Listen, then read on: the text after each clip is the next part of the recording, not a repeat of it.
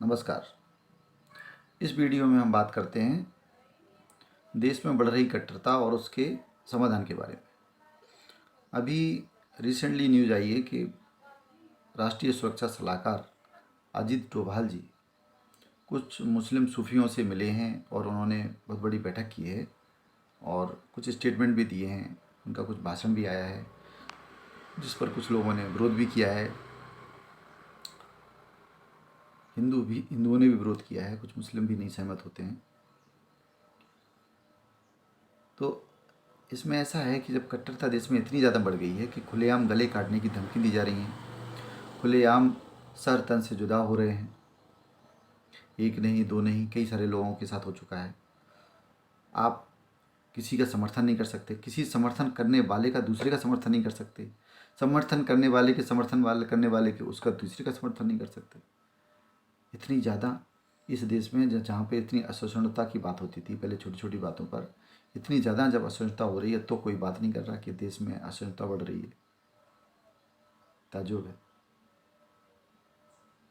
कट्टरता कितनी ज़्यादा बढ़ रही है ये किसी को दिखाई नहीं दे रहा है। लिबरल्स को ये दिखाई नहीं दे रहा है, लेफ्टिस्ट को ये दिखाई नहीं दे रहा है, बुद्धिजीवियों को ये दिखाई नहीं दे रहा है, जो कॉलम छापते हैं, पेपरों में कॉलम लिखते हैं, उनको दिखाई नहीं दे रहा है।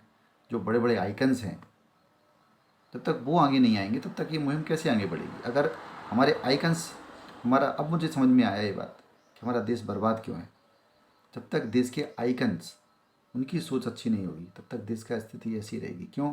क्योंकि जो आइकन्स होते हैं वो हमारे आदर्श होते हैं समाज के। अगर हमारे समाज के आदर्श सही होंगे, अगर वो हमें सही शिक्षा देंगे, मान लीजिए मुस्लिमों में आतंकवाद फैल रहा है या मुस्लिमों में कट्टरता फैल रही है, कट्टरता है, या वो अपने मुस्लिम धर्म को, इस्लाम को ही सही से नहीं समझ पा रहे हैं, तो ये किसका फ़र्ज़ है?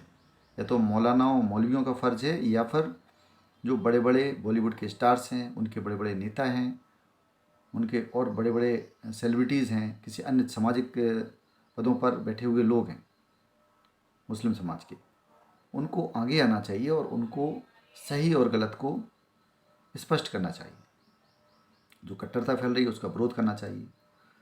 जब आतंकवादी घटना होती है, जैसे कि मुंबई पे अटैक हुआ था, तो कितने मुस्लिम सेलिब्रिटीज़ ने उसका विरोध किया था, कितने मुस्लिम सेलिब्रिटीज़ ने आज तक के इतिहास में पाकिस्तान का विरोध किया है।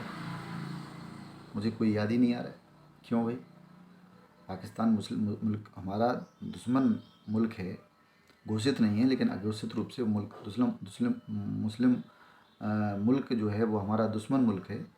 आए दिन बॉर्डर पे झड़पें होती हैं, आए दिन सैनिकों के सिर काटे जाते थे, अब तो नहीं काटे जा रहे हैं, लेकिन आए दिन वहाँ से प्रोपेगेंडा चलता है, ड्रग्स भेजे जाते हैं, आतंकवादी भेजे जाते हैं, आतंकवादी घटनाएं होती हैं, उसमें हिंदू मुस्लिम सभी मारे जाते हैं।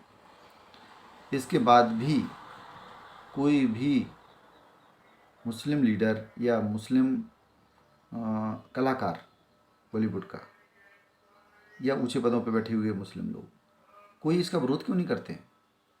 आतंकवाद का विरोध नहीं करते हो आप, पाकिस्तान का विरोध नहीं करते हो आप, गलत घटनाओं का सर तन से जुदा का विरोध नहीं करते हो आप, इस्लाम में कोई गलत कुरीतियाँ हैं उनका आप विरोध क्यों नहीं करते हो?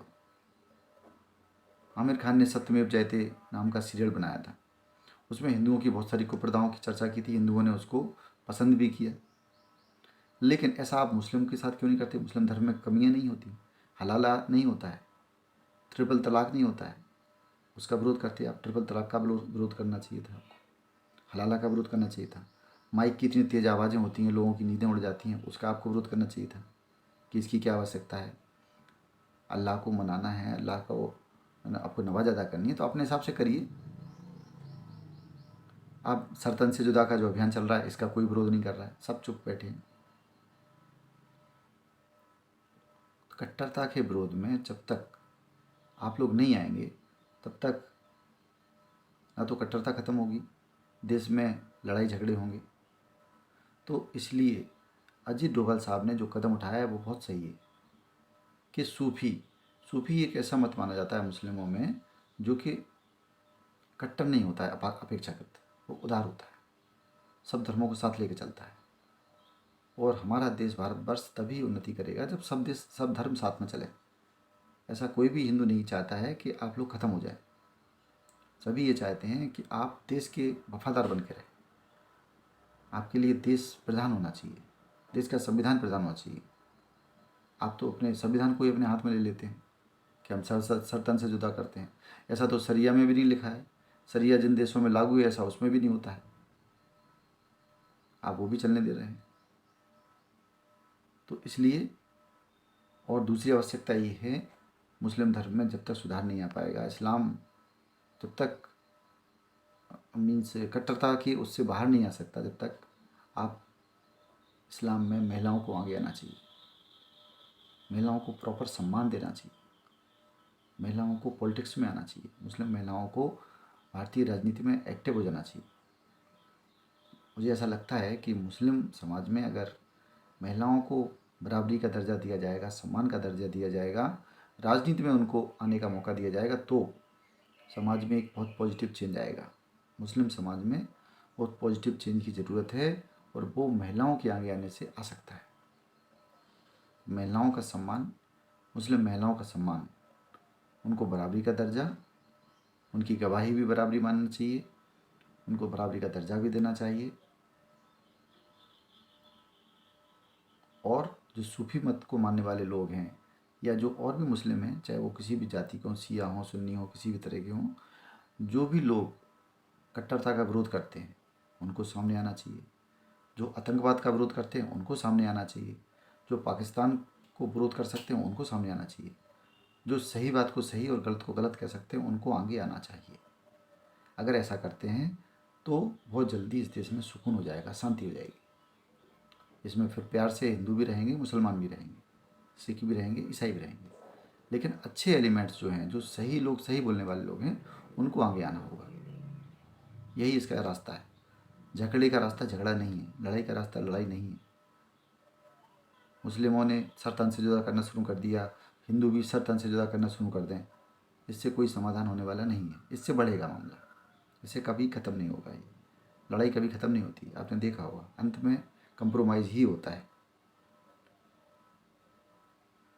तो दोस्तों, अगर आपको मेरा वीडियो पसंद आया तो कृपया इसको लाइक करें, चैनल को सब्सक्राइब करें और शेयर करें, और इस जागरूकता के अभियान में अपना सहयोग दें और ज़्यादा से ज़्यादा ऐसे मुद्दों पर अपनी राय को ज़रूर व्यक्त करें। धन्यवाद।